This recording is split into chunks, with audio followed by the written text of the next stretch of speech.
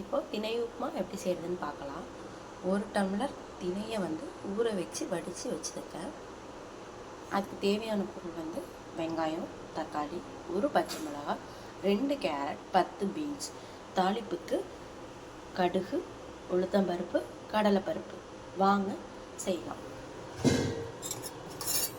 இப்போ 1 ஸ்பூன் கடாயில் எண்ணெய் ஊற்றிக்கலாம். நல்லா காஞ்சி வரட்டும்.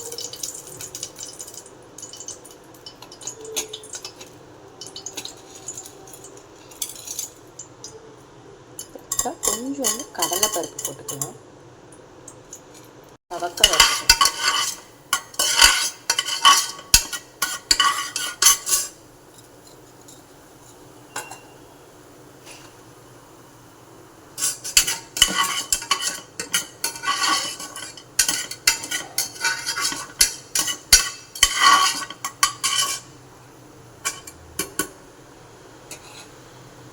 நல்லா சவந்துருச்சு பாருங்கள் ஓரளவுக்கு. இப்போ இந்த தாளிப்பு தான் போட்டுருவோம்.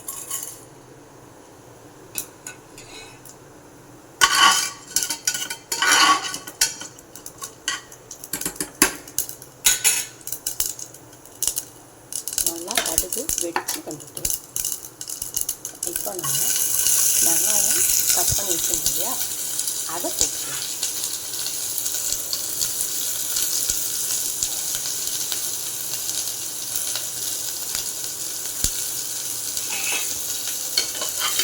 லைட்டாக பொன்னிடமாக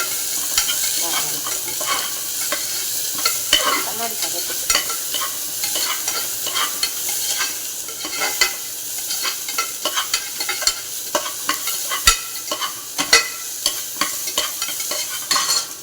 மரிச்சு இப்போ 1 தக்காளி, இந்த 1 பச்சை மிளகாவையும் போட்டுக்கலாம்.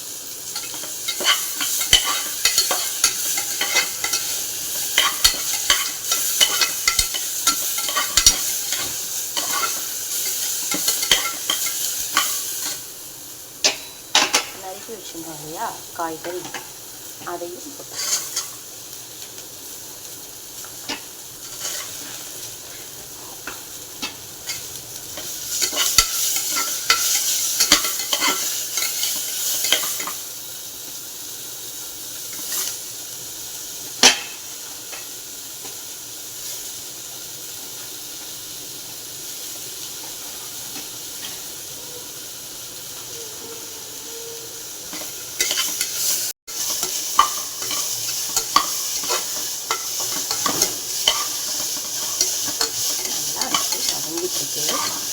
இதில் நம்ம கொஞ்சம் தேவையான அளவுக்கு உப்பு சேர்த்துக்கலாம்.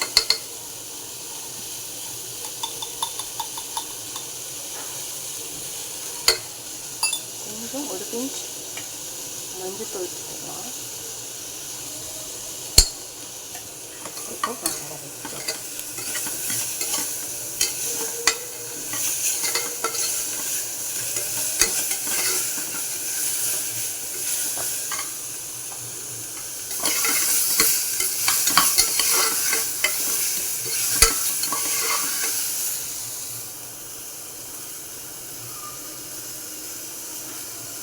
நல்லா கலந்துருச்சு.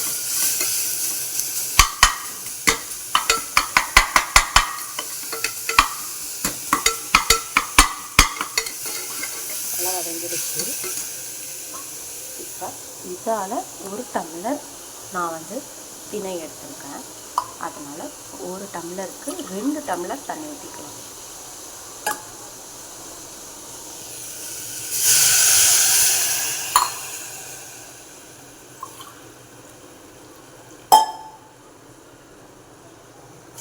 டம்ளர் தண்ணி ஊற்றிக்க. இல்லை உங்களுக்கு கொஞ்சம் கூட குறைவாக வேணும்னா இன்னும் கொஞ்சம் 1/2 கிளாஸ் எக்ஸ்ட்ரா சேர்த்துக்கோங்க. இதில் உப்பு தான் சரியாக இருக்கான்னு பார்த்துக்கோங்க.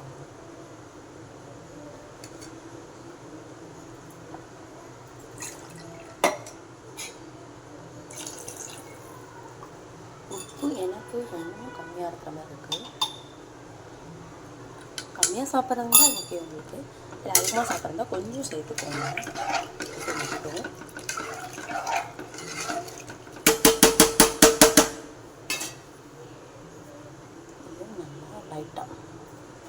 கொதிக்கட்டும்.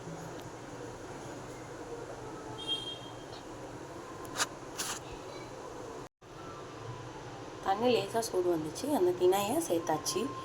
இப்போது 2 விசில் விட்டு விடுங்க. 2 விசில் விட்டதுக்கப்புறம் ரெடி ஆகிடுச்சு நம்மளோட திணை உப்புமா.